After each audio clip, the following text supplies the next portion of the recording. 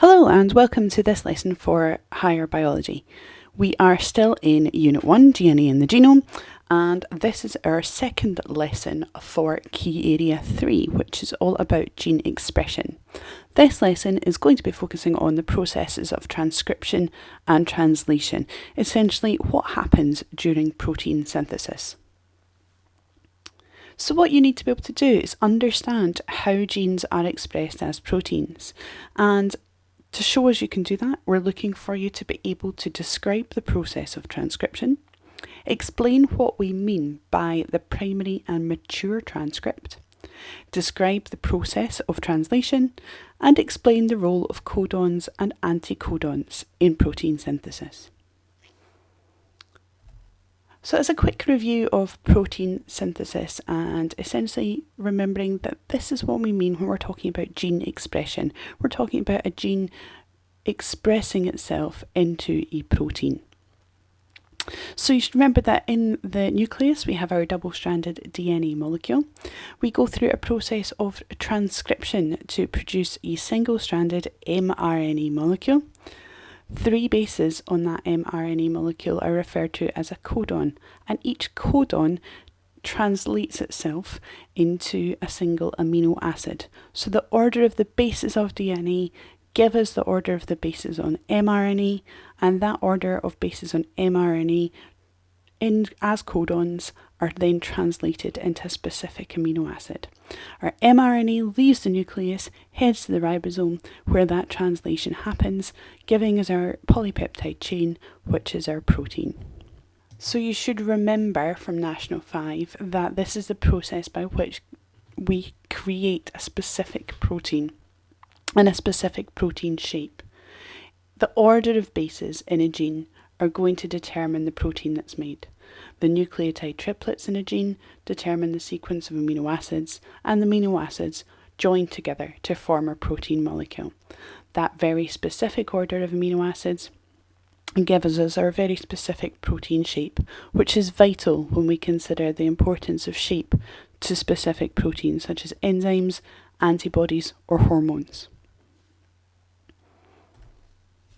Now, the first step in this particular process is the transcription of mRNA within the nucleus. This requires an important enzyme referred to as RNA polymerase, which is a bit of a multitasker compared to DNA polymerase. RNA polymerase moves along the DNA, unwinding the double helix and breaking the hydrogen bonds between the bases. It then starts synthesizing an RNA strand from free RNA nucleotides that are available in the nucleus. And remembering, of course, that we have uracil being added to our RNA rather than thymine. When the mRNA molecule has been synthesized, that gives us our primary transcript of mRNA. This has been made by complementary base pairing to the original DNA template molecule. So the exact order of the bases in DNA has dictated the exact order of the bases in this mRNA molecule. But this, as I said, is only our primary transcript molecule. We're looking to make something now which will be referred to as the mature transcript, and is the version of the mRNA that will be taken to the ribosome to allow protein synthesis to be completed. And this involves a process which we refer to as RNA splicing. Essentially, it's modifying that initial primary transcript that we've just made. If you remember from when we looked at the structure of DNA previously, we discussed the fact that we've got both exons and introns in DNA. So only parts of those are actually what we refer to as coding, meaning only parts of it are areas which actually will produce a protein. In this case, the coding regions are called exons, and the non-coding coding regions are called introns. The process of RNA splicing is forming that mature mRNA transcript.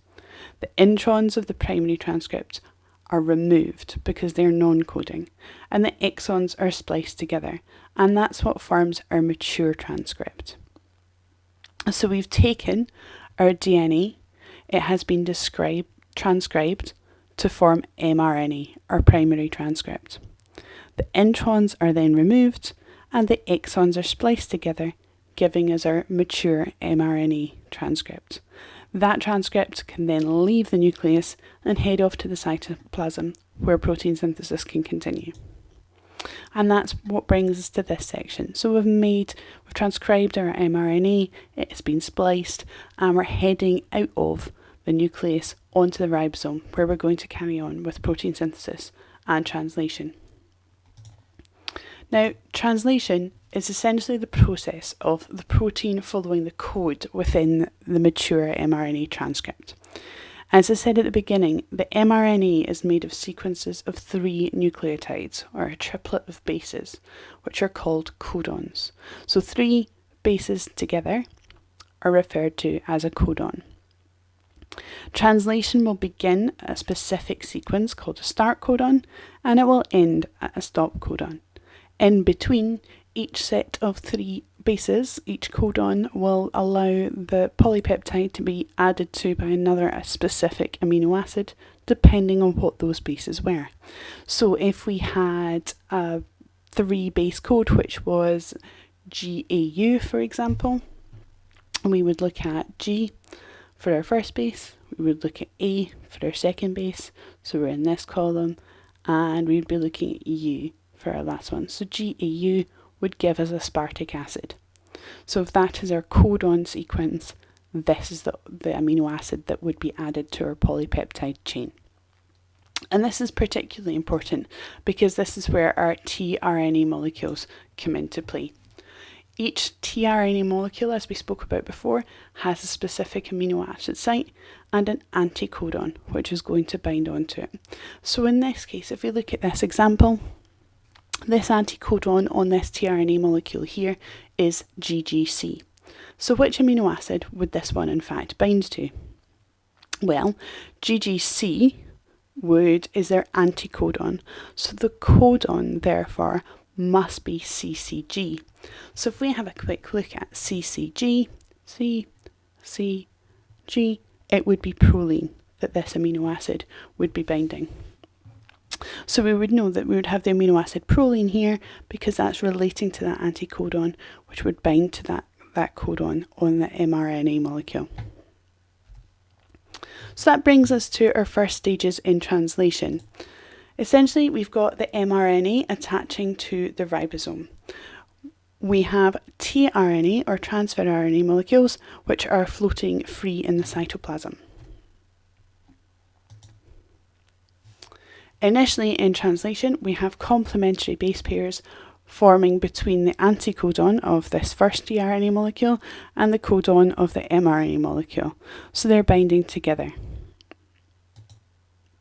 When our second tRNA molecule arrives, we're then able to form peptide bonds between the amino acids of both of these tRNA molecules. This process repeats itself until we get to the end or the stop codon of the mRNA and the completed polypeptide chain is available. So the overall process would look much like this, where we've got our mRNA molecule being moved along the ribosome. We have our tRNA, which is present in the cytoplasm, carrying the amino acids, and that tRNA has got its anticodon, complementary binding to the codon of the mRNA. That allows our amino acids to be added to the growing polypeptide chain, and then when the amino acid has been removed from the tRNA, that tRNA is released from the mRNA and goes off back into the cytoplasm again.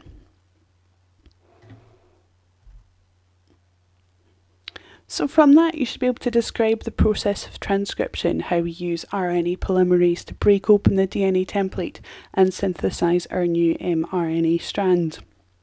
That mRNA has both a primary and a mature transcript, with the primary transcript containing both the coding and non-coding regions of the mRNA molecule, while the mature transcript only has the exons present in it.